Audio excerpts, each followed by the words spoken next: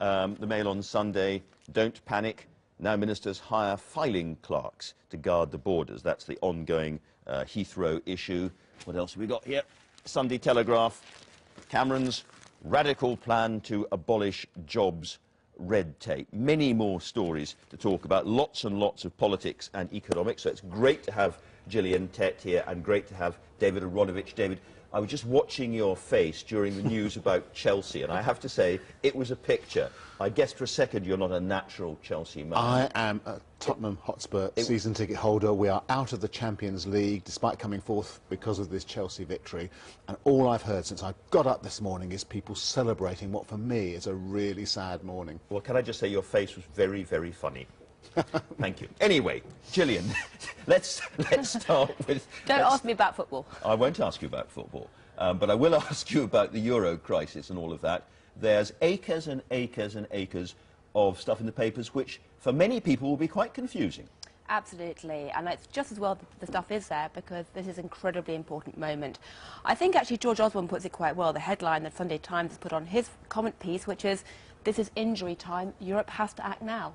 Basically, we really are at a crossroads. They're either going to have to make up and create some kind of workable union, or they're going to have to break up, or at least let something like Greece go. And it's very interesting, David, that you go through the papers and the division between the people who say the Eurozone is going to fall to pieces and a good thing too, that's inevitable, and those who say no, we must have a federal Europe, has never been starker. It's a really interesting moment of division. I mean, here in the Mail we have the former Chancellor of the Exchequer, Nigel Lawson, who is very big on the I told you so's. Yeah. And what he's saying is this idea that you can have this United States of Europe and a stable Eurozone, as it says, he says it is complete nonsense. In other words, the very thing that the government is saying that now needs to happen, not least in order for the British economy, is what Lawson's saying is absolutely impossible and is a pipe dream and cannot happen. And this does, as you say, mark a complete division, mostly within the Conservative ranks, about what the future holds. I think Labour is fairly united in the idea that actually that such a united Europe without us should go ahead. Yes, and there's a very striking, you've got here Sunday Times editorial. The Sunday Times really means it when they devote an entire half page. We're all struggling to get it here. There we go. Yeah, well done, absolutely. Gillian. There we go. Now look at that. The United States of Europe. Now the Sunday Times, as being, a very, very Eurosceptic paper in many ways, is now calling for the United States of Europe, minus Greece, I have to say. And a lot of people on the Conservative side are saying, well, we may not like it in this country, we may not be part of it, but it's now inevitable.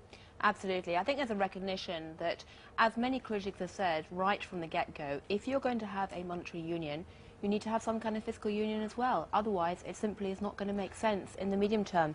And there's another column from Liam Halligan, who is a former colleague at the Financial Times, who's been writing in the Sunday Telegraph. He's now a hedge fund manager, basically saying that, people were pointing this out, way back at the beginning of the Eurozone project, that the difficulties of trying to run a single currency without having some kind of fiscal union and the ability to transfer taxes across borders to level out differences that tend to emerge.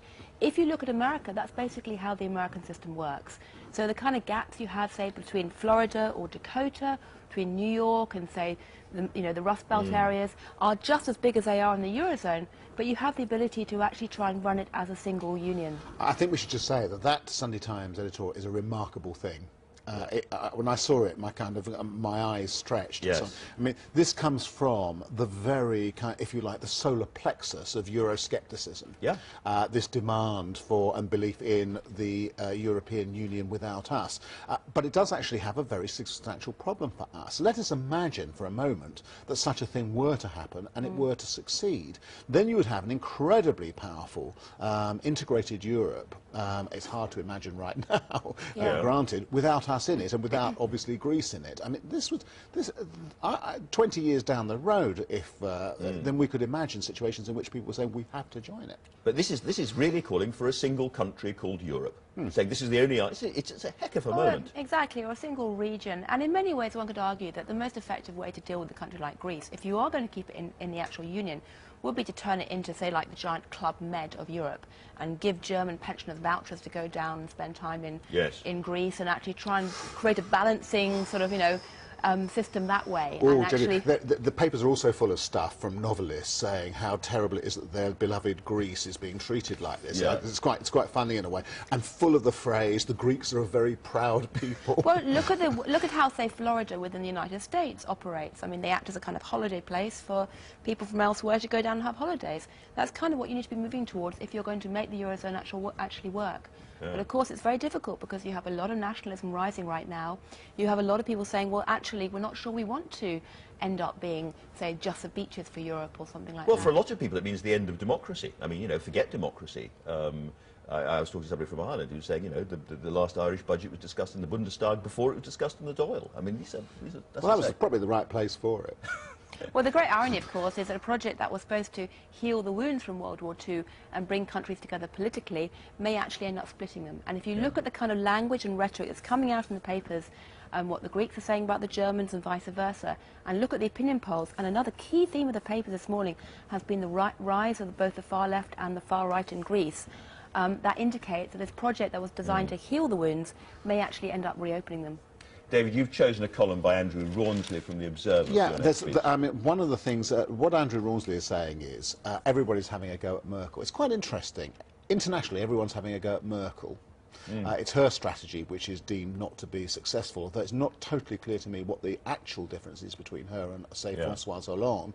And in this country, everyone's now having a go at the government, almost exactly in a kind of mirror image of that. So Cameron's having a go at Merkel on the international scene for being too austere, and everybody's having a go at Cameron in the national scene for being too austere. It's quite an interesting sort of political moment, and I think Rawnsley is keen to suggest to people, look, hold on a second, before you start knocking the Germans, you'd better look at what's actually worked for them and why it's worked. Yeah.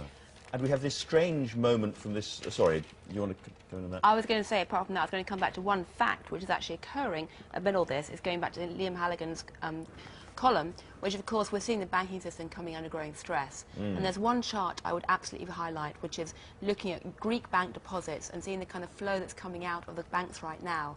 And that's the reason why, essentially, we're at a crunch point, because we're already seeing signs of, I wouldn't say panic, but people pulling money out and the banking system coming under growing stress and pressure. Right, okay. And we've had this summit which seems to have achieved very, very little in the States, apart from the strange image of Obama and Cameron having their little side chat while both on parallel treadmill. Well, what I want to know is, running machines. A, why were they only running for 20-25 minutes? I mean, that's not a lot of exercise. B, how much did they actually manage to talk? Because if they were walking very slowly, then maybe they could have proper discussion. But I don't know about you. You know, when I'm jogging properly, I can't talk about world affairs that easily. Well, presumably there's a lot of one-upmanship about which one of them is running fast and still able to talk, and which one is wheezing too much. Well, I have to tell you, every Saturday I go running with Steve Richards of The Independent, and we do talk about everything. We set the world to rights. I'm not sure okay, that's going to make everyone watching this who's not actually... everyone running this morning on Sunday who's not been jogging yet. You can feel really guilty. Right. Sunday Telegraph, you've chosen... next story is from the front page of the Sunday Telegraph. Yeah, this is... you mentioned earlier the Sunday Times story, and this is the Sunday Telegraph story. Notice what they have in common. Cameron's radical plan to abolish jobs red tape. This is the Beecroft report, and this is the... But we know there is a recurrent theme in government. Whenever it's got a problem, it says, we're going to abolish red tape, we're going to make things better that way. It doesn't involve any expenditure, may even cut some. And you pointed out the Sunday Times article, front page, which is Cameron's going to be doing these things with these new replacement ASBOs, which magically, by having a lower level of proof and evidence required, is going to cut antisocial behaviour. Now, what did that remind you of, Andrew? I think you've got the answer at the bottom of your Sunday Telegraph. Tony Blair set for political return, to which the argument might be eye-catching initiatives he already has, in some ways, returned. That speaks to a kind of slightly different agenda, but it is a moment when the government is pretty desperate to say, look, we've got lots of ideas still, and ideas that exist outside this economic series of problems that we've got, and the Sunday front pages are the places to put them. Gillian, we need some light relief on this kind of fairly grim-looking day, and you have achieved it for us. I would like to choose one which I think is actually quite important, which is a very nice column by Suzanne Moore about the death of Donna Summer. And she's pointing out that the great thing about Donna Summer and that disco fever in the 1970s was that it actually had a very coalescing effect. It brought people together. It brought together black and white. It brought together gay and straight. And it really helped to change social attitudes. And if you just think back 4 decades and think how much difference there is today in terms of people's attitudes towards homosexuality and racism, you can say, yes, that was down to political change. Actually, I think the fact that everyone was boogieing on down the dance floor to Donna Summer and things like that probably had as big an impact. So if you want a reason to feel cheerful, we can actually celebrate just how much more tolerant we've all become. You can't be a disco-era girl, I surely, was, Gillian. yeah. Really? In the 1970s, our high school, Really? I was boogie on down. Wow. Yeah, absolutely. Okay. Yeah. It's something to feel happy about because, you know, we should celebrate what we've actually achieved in recent decades. Absolutely we should. I have to ask you about Chelsea. We started talking about it, but it was an astonishingly kind of nail-biting climax. Whatever your team... There is actually, and I think we can see the kind of typical holding the cup aloft. There is an incredibly filmic story here, which is essentially a team of has-beens, of elderly people who have been written off, suddenly come back and come good. Well, that's enough of Alistair Darling and Tony Blair and David Miliband's return. So that's a really cheap journalist beginning, isn't it? You define elderly as the age of 30, but anyway. 34. 34 in the case of... Absolutely however, geriatric. that was the case with the Chelsea team. The core of the Chelsea team was essentially shoved out at the beginning of the season. They did well after they dumped the manager, of course. They dumped the manager, and the manager who previously, the manager they've got at the moment, who previously had not starred even with West Brom, came in, brought the old guard back, the ill-considered old guard, and they have won in the FA Cup and now the Champions League. Curse them. Curse them. Gillian, just when the news was coming on, you were very interested in the divorce story from Well, no, I was actually being California. optimistic again because it's, you know, it's beginning of summer.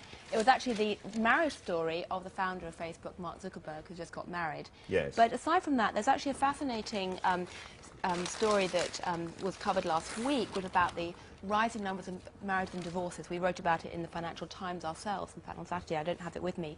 But basically saying that as this extraordinary IPO has taken place, creating lots and lots of billionaires, never mind the millionaires, not only are you seeing a surge in the amount of marriages going on right now, but also a rising number of divorces, as people say, well, you know what, I've stuck with you for years and actually I'm getting fed up. And we've both got enough money to go. Exactly. So divorce lawyers are basically, you know, preparing for this, but also lots of marriages as well, and that's a happy thing to celebrate. Happy thing to celebrate. And even today's paper here, we got a piece about this extraordinary new culture now in Silicon Valley on the back of this whole Facebook IPO.